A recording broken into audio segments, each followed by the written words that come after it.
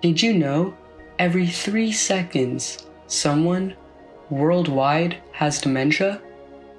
Even more interesting, the most common is Alzheimer's disease, inflicting pain on many and costing us millions, if not billions of dollars annually.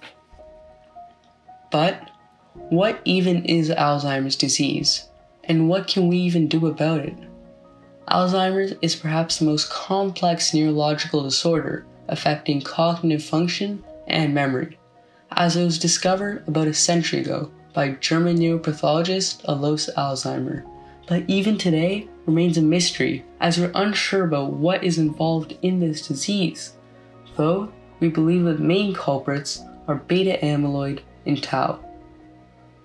Let's start off by taking a look at beta amyloid.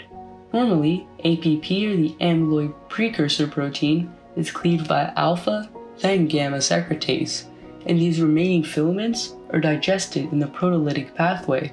However, in Alzheimer's disease, APP becomes cleaved by beta secretase instead, then by gamma, isolating beta amyloid.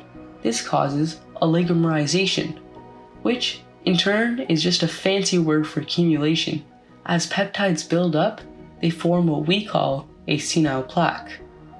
Now, in our brains, we have neurons, which are just our basic building blocks, and the junction between two neurons is a synapse. Senile plaques attach themselves to the synapse to cause immense neuronal damage, all of which is initiated in the hippocampus, explaining why this disease affects memory. Now, let's take a look at tau protein. Inside of a neuron, we have microtubules, which provide nutrients and are stabilized by a variety of proteins, including tau.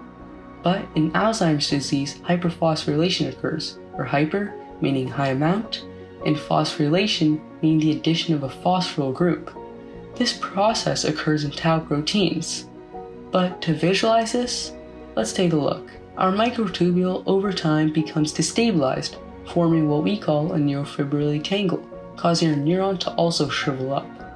With such horrifying consequences of Alzheimer's disease, what can we even do about it? Currently, there's no cure, but inhibitors may prevent beta amyloid buildup. Light stimulation may boost brain functionality, and nutrition and exercise may prevent the occurrence of these pathologies. If we don't strike now, then by 2050, the prevalence of Alzheimer's can triple, and with the increased demand for a cure, the burden is ultimately on our shoulders.